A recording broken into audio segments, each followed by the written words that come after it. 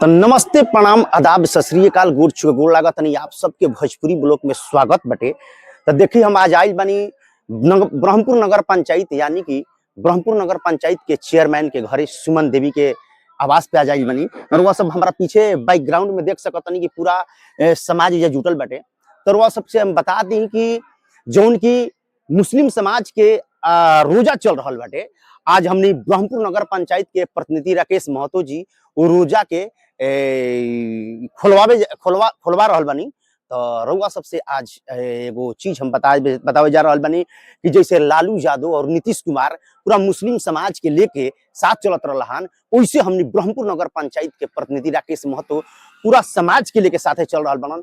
तो ऐसा माटी के नेता बहुत कम दिखे के मिलेला और बहुत ही जबरदस्त नेता हमने ब्रह्मपुर नगर पंचायत के रउआ सबके बार बार वीडियो के माध्यम से बतावे के प्रयास करना कि नेता ना राकेश महतो जी ब्रह्मपुर नगर पंचायत के बेटा कहल जाला। बेटा इनका के सब कोई मानेला, बेटा के तरह पूरा ना कोनो धर्म ना कोनो जात के ना कोनो पात सबके एक समान सम्मान दिहल ये बहुत कम नेता में देखे के मिलेला। तो रउआ सब हमारा भोजपुरी ब्लॉक में अंत तक जुड़ल हम रउआ सबके हर चीज दिखाई कि जौन हमनी के ब्रह्मपुर नगर पंचायत के जितना भी मुस्लिम समाज बारन लोग आज वो लोग जैसे कि रोजा चल रहा बटे आ रोजा खोलवावल जाला। तो ऐसा ही हमने ब्रह्मपुर नगर पंचायत के प्रतिनिधि राकेश महतो जी चेयरमैन प्रतिनिधि राकेश महतो जी आज मुस्लिम समाज के रोजा खोलवा रहा बनी। और वह सब हम देखा रहा देखिए अपना आवास पे पूरा समाज के मुस्लिम समाज के बुला करके रोजा खोलावे के काम बहुत ही बढ़िया लगत अटे। तो ये चीज नेता में बहुत कम दिखे के मिलेला, बहुत ही कम दिखे के मिलेला। तो रउआ सब भोजपुरी ब्लॉक मन तक जुड़ा रही और रउआ सब हर चीज हम देखावत तनी कि मने देखी कितना बढ़िया लागत अटे कि पूरा हमनी के समाज जोन बाटे कि एगो कहल गुलबा कि हिंदू मुस्लिम सिख ईसाई आपस में सब भाई भाई एहिजे देखे के मिलत अटे।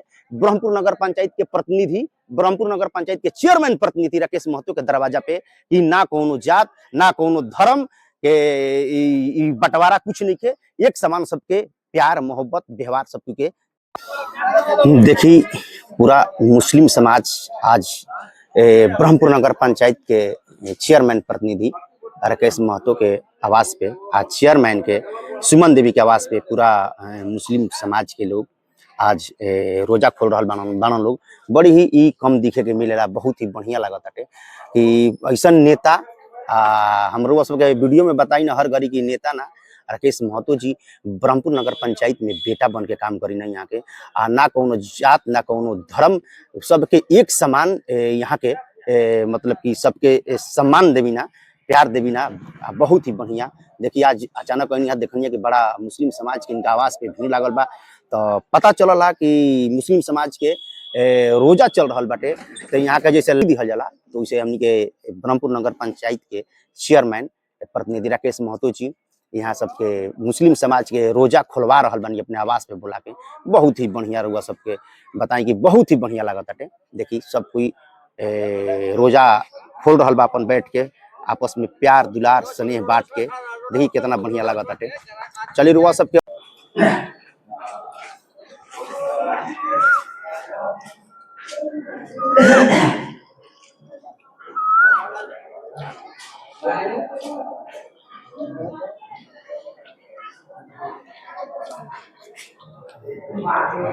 देखी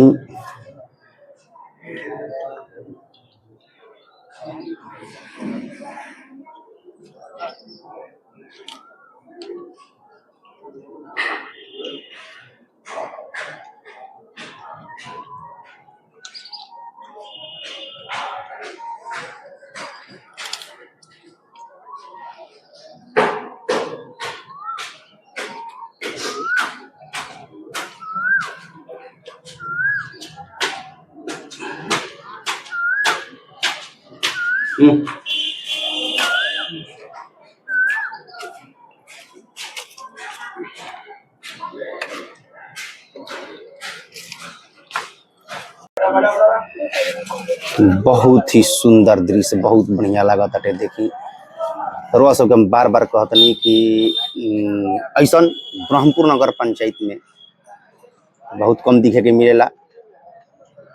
हिंदू मुस्लिम भाई भाई, हिंदू मुस्लिम सिख ईसाई आपस में सब भाई भाई, ये चीज हमनी चेयरमैन के आवास पे ही देखे के मिलेला। ना कोनो जात ना कोनो धर्म, सबके एक समान इज्जत सम्मान दिहल ये बहुत कम लोग में देखे के मिलेला। देखी आज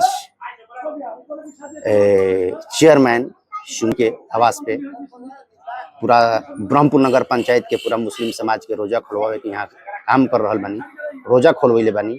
ई बहुत ही बढ़िया लागत देखे में, और वह सब देख सकत नहीं।